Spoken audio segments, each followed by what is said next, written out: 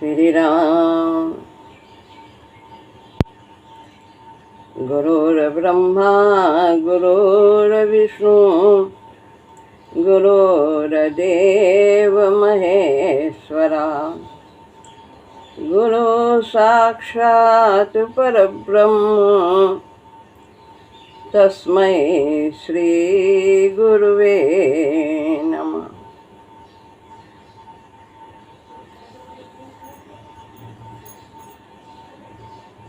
श्रीमद् भगवद गीता अध्याय 2 श्लोक है 3। गीता विमर्श।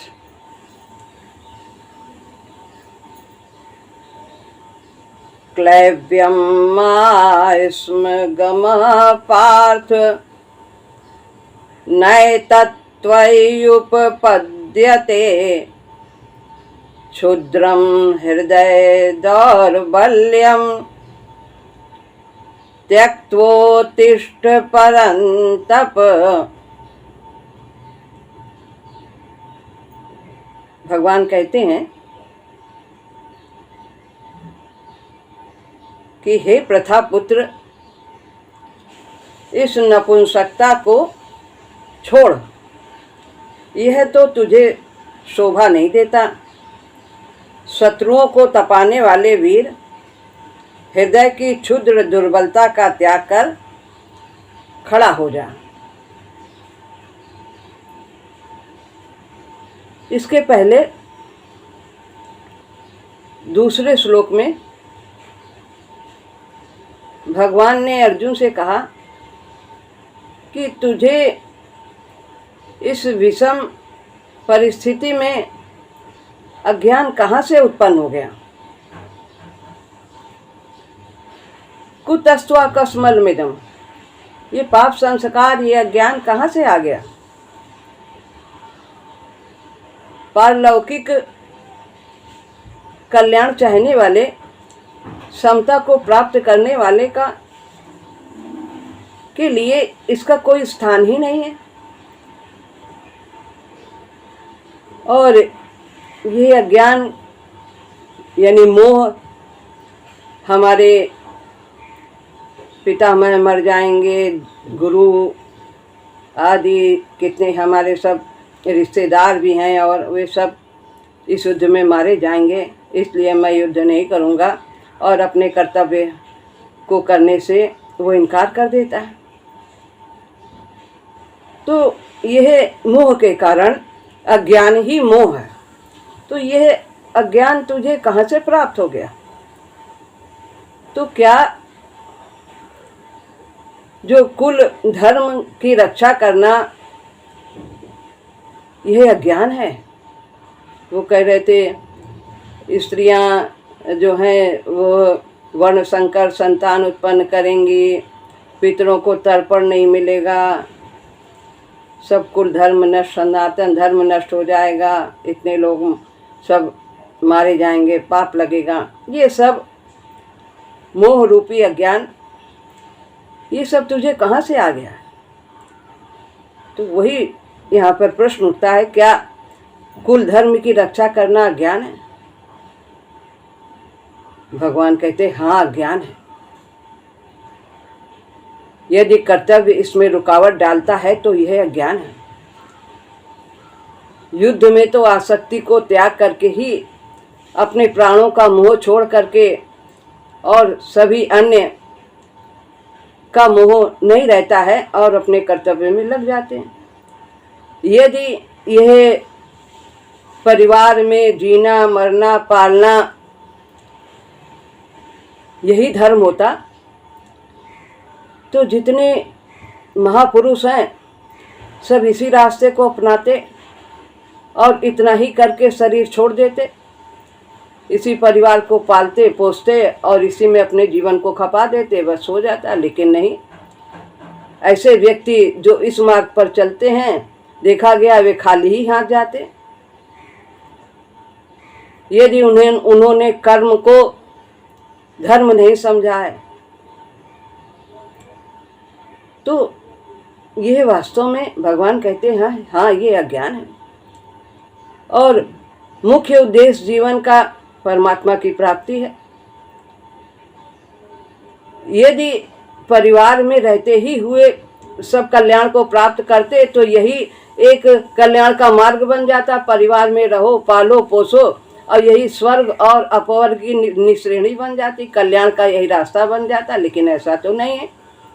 भगवत प्राप्ति के लिए तो पुरुषार्थ करना पड़ता है, और जो इसमें बाधक होता है, यहाँ तक कि देखा गया है कल्याण के मार्ग में यदि गृहस्थी बाधक भी होती है तो उसे त्याग भी कर देते हैं। तजिए ताहि कोट भैरी सम यद्यपि परम स्नेही, मीरा का उदाहरण है।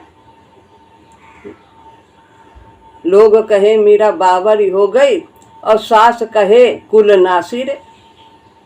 भगवान की प्राप्ति में परिवार रुकावट था, उन्होंने उसका भी त्याग कर दिया। तो सास को तो कोई नहीं जानता, लेकिन मीरा को तो पूरा विश्व जानता। तो वास्तव में ज्ञान क्या है? ज्ञान यही है कि अपने स्वरूप का ज्ञान करना, अपने कर्तव्य का बोध होना। तो यहाँ पर भगवान कह रहे हैं कि ये तुझे अज्ञान, ये पाप संस्कार कहाँ से प्राप्त हुआ? और यह तो फिर अनार्य दुष्ट है, इस पर श्रेष्ठ पुरुष भी नहीं चले हैं। जो क्षत्रिय हैं उन्होंने अपने कर्तव्य का पालन किया है, युद्ध के लिए प्राणों को होम कर दिया है। और जो तू कह रहा है कि मैं युद्ध नहीं करूँगा, तो ये ऐसा कार्य ये स्वर्ग भी देने वाला नहीं और ना ही कीर्ति को देने वाला। लोग तुझे कायर कहेंगे। तो इस प्रकार से भगवान ने दूसरे श्लोक में इस अध्याय के अर्जुन से प्रश्न किया। अब तीसरे श्लोक में कहते हैं कि तू नपुंसकता को मत प्राप्त हो। क्लैब्यम, क्लैब्यम यानी नपुंसकता कहते हैं। तो क्या अर्जुन नपुंसक थे? क्या अन्य पुरुष नपुंसक हैं? नहीं। लोग तो यही देखते हैं कि जिसमें पौरुष है वही पुरुष है। और पौरुष को क्या समझते हैं कि बहुत लोग खेती कर करके, व्यापार करके इसमें कमाई करते हैं, इसे पौरुष समझते हैं। अन्य कोई कार्य करते हैं, धंधा पानी, उसमें उसको पौरुष समझते हैं। किसी भी तरह से धन कमा लिया उसको पौरुष समझते हैं, इसी को समझते। तो लेकिन वास्तव में ये पौरुष नहीं है। पौरुष तो केवल आत्म तत्व का बोध ही पौरुष है। आत्म दर्शन के लिए प्रयास करना ही पुरुषार्थ है। तो गार्गी ने भी याज्ञवल्क्य से कहा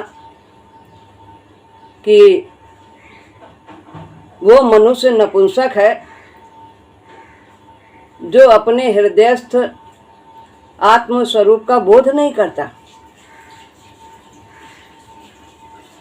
आत्मा ही परमात्मा स्वरूप है, यही उदार है, यही परम सत्ता है। तो वास्तव में आत्मदर्शन ही पौरुषता है। जिसने आत्मदर्शन किया है, प्रयास किया है, वो वास्तव में पुरुष है। अन्यथा यदि इसका प्रयास नहीं करते हैं अपने कल्याण का, तो वह नपुंसक ही है।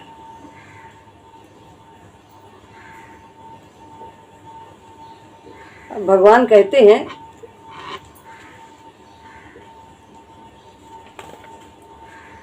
अर्जुन की वर्तमान दीनता को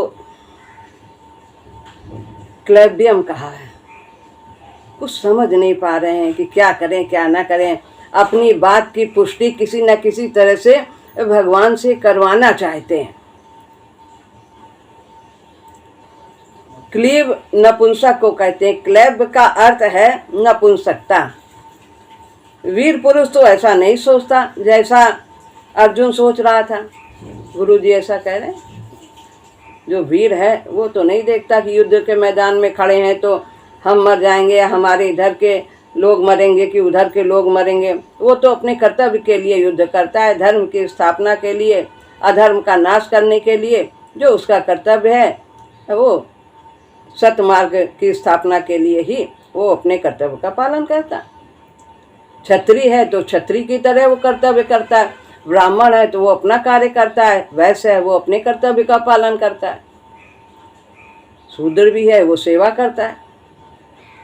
वही नहीं देखता छोटा कार्य है बड़ा कार्य, हम अशुद्ध हो जाएंगे, हमारे हाथ गंदे हो जाएंगे, कुछ नहीं, उसका कर्तव्य है।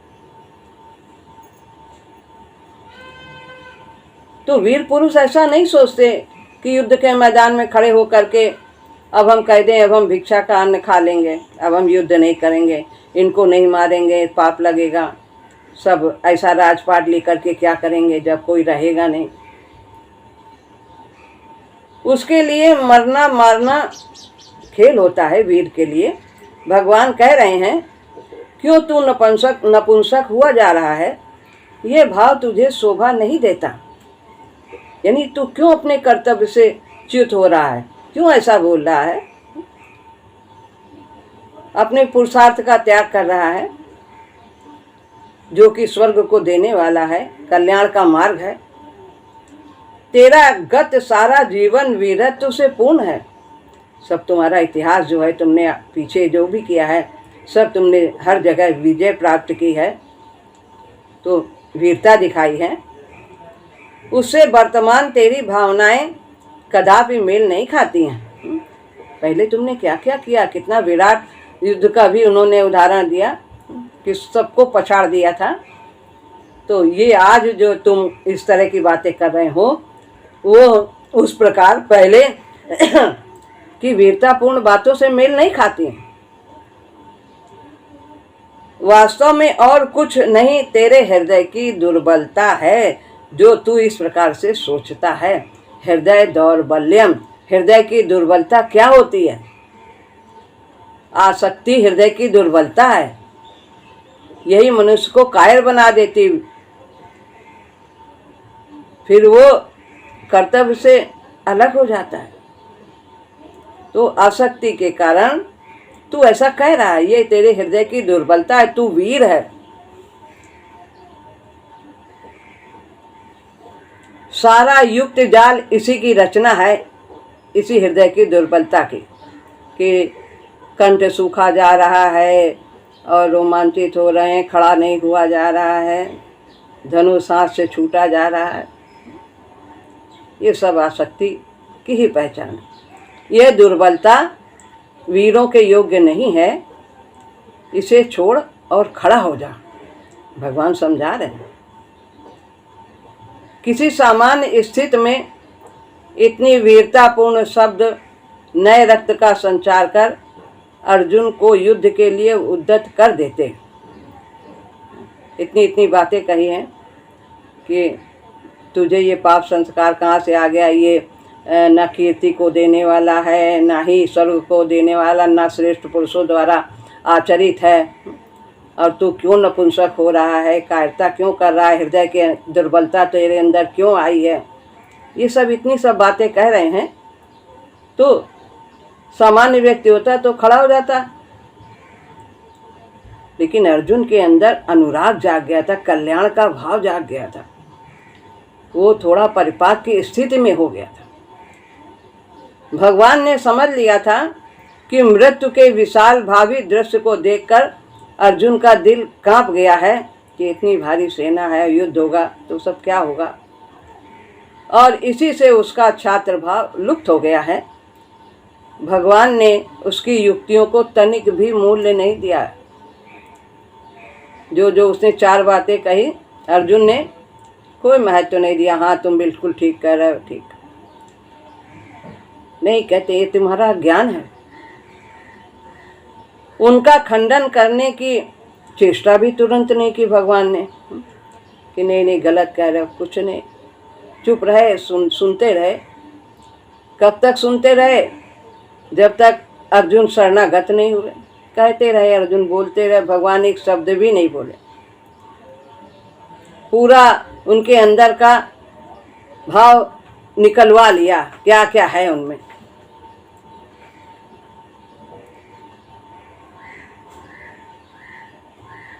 तो भगवान ने खंडन भी नहीं किया उनकी बात करके, नहीं जैसे तुरंत लोग बोल देते हैं अरे तुम ठीक नहीं कर रहे, गलत है। नहीं, सुन लेते हैं। जो बहुत ही धैर्यवान होते हैं वो दूसरों की बात को बहुत धैर्य से सुनते हैं और फिर बाद में अपनी बात को रखते हैं।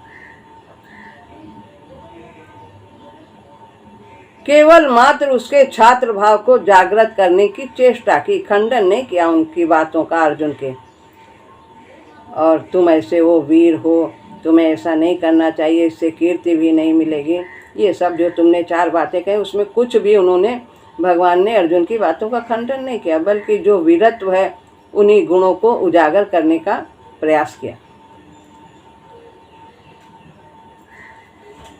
अर्जुन की कसक गहरी थी। वो तो जीने के लिए, कर्म करने के लिए बौद्धिक तथा भावमय आधार को ढूंढ रहा था। गहरी कसक थी कि इतने सब मर जाएंगे, क्या होगा, इनके बिना रहना पड़ेगा, और जब हमारे कोई रहेगा नहीं तो हम किससे प्रेम करेंगे, किससे आदान प्रदान होगा। तो इस प्रकार वो ये भावमय जगत वो चाहता था, इसका आधार वो ढूंढ रहा था कि कैसे भी हो ये सब बने रहें, चाहे लड़के रहें चाहे कैसे भी रहें, ये सब रहें। केवल मात्र यह जानना कि छात्र धर्म की मांग है, युद्ध उसके लिए काफ़ी न था। वो जो उसका परिणाम देख करके वो भयभीत हो रहा था, इसलिए वो युद्ध नहीं करना चाहता। वो आज धर्म का भी पालन करे तो क्यों करे। वो तो कर्म के रहस्य को समझे बिना, कर्म की उपयोगिता को जाने बिना कर्म में प्रवृत्त ही न हो सक रहा था। कर्म योग की वो उपयोगिता को नहीं जानता था कि इसका क्या महत्व है।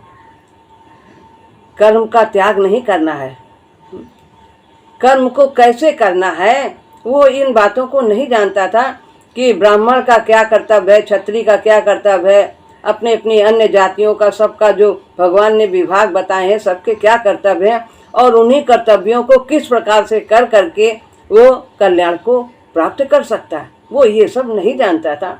ये सब गीता में भगवान ने अर्जुन के माध्यम से हम सबको बताया है कि किस प्रकार से अपने कर्तव्य को करना चाहिए, भाव हमारा क्या होना चाहिए। और उसकी युक्तियां अकाट्य हैं। जो वो कह भी रहा है कि भाई ये सब जो प्रचलित धारणाएं हैं उनके अनुसार से वो सही कह रहा है, वो ये सब कर्मयोग के रहस्य को नहीं जानता। महाभारत के युद्ध ने भारत के इतिहास को ही पलट डाला। ऊंची विद्याओं का लोप हो गया। कितने कितने महारथी, क्या क्या ज्ञान था, कितने शस्त्र विद्या उन्हें सब आती थी, वो सब समाप्त हो गई। जो जिनका कि आज के युग में उसका थोड़ा सा बिंदु भी नहीं है जितना उन लोगों को ज्ञान था। धर्म तथा मर्यादाओं का लोप हुआ, युग ही परिवर्तन हो गया, युग का परिवर्तन हुआ है। ये सभी सत्य हैं, परंतु क्या इस सब की देनदारी अर्जुन पर थी? इसके पीछे काम कर रही थी काल पुरुष की गति, जो नियामक थी वही नियंत्रण करते थे। क्या करवाना चाहते हैं ये सब युद्ध, ये काल की मर्जी से ही हुआ है। बहुत अत्याचार बढ़ गया था, इसलिए इस संग्राम का होना अनिवार्य ही था, प्रभु की इच्छा थी। ये सभी तो यंत्र बने उसके हाथों में खेल रहे थे। भगवान ने कहा ना कि तुम इनको मार, तेरे मारने के पहले ही ये सब मरे हुए, ये सब मेरे द्वारा मारे गए, तू केवल यंत्र बन जा। तो भगवान धर्म की स्थापना करना चाहते थे, अधर्म का नाश करना चाहते थे। बहुत अत्याचारी बढ़ गए थे। तो इस प्रकार अर्जुन तो एकमात्र यंत्र रूप में ही था। अपनी भावनाओं के लिए और कदाचित कर्म के लिए जिम्मेदार थे।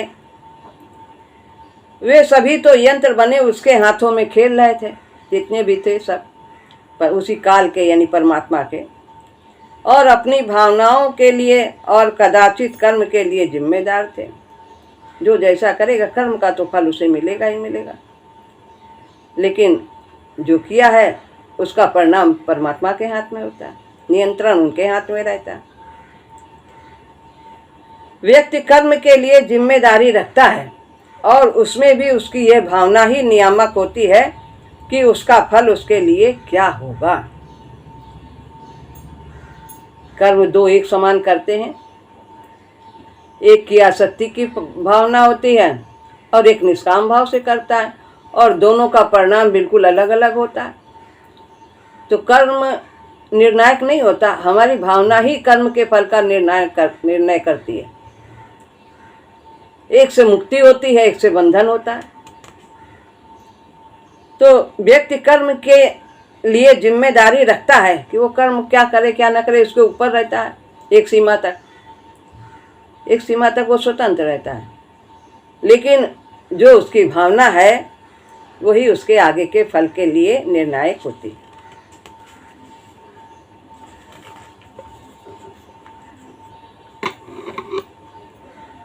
अर्जुन इस विशाल दृश्य को नहीं रखता था, वो ये नहीं जानता था कि हम किस भाव से युद्ध करें, कैसे करें, राग द्वेष से रहित होकर के करें, कर्तव्य की दृष्टि से करें, वो ये सब नहीं जानता। अर्जुन इस विशाल दृश्य को नहीं रखता था, पर भगवान रखते थे, जानते थे। अतः उसकी युक्तियाँ उनके लिए निस्सार थीं, बच्चों की क्रीड़ा मात्र थी कि जैसे बच्चे जिद कर लेते हैं, नहीं नहीं यही ठीक है, यही ठीक, अपने मन की चाहते हैं। तो अर्जुन भी बच्चों की ही तरह बातें कर रहे थे, इसलिए भगवान ने उनकी बातों की उपेक्षा की, नहीं ध्यान दिया। अर्जुन उवाच, अब चौथा श्लोक है। कथम भीष्महं संख्ये द्रोणं च मधुसूदन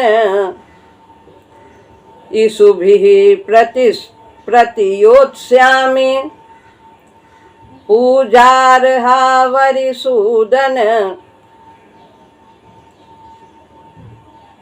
कहते हैं अर्जुन कि इतनी भगवान ने उनकी इतनी भर्त्सना की, तुम कैसे हो, कायर हो, नपुंसक मत बनो।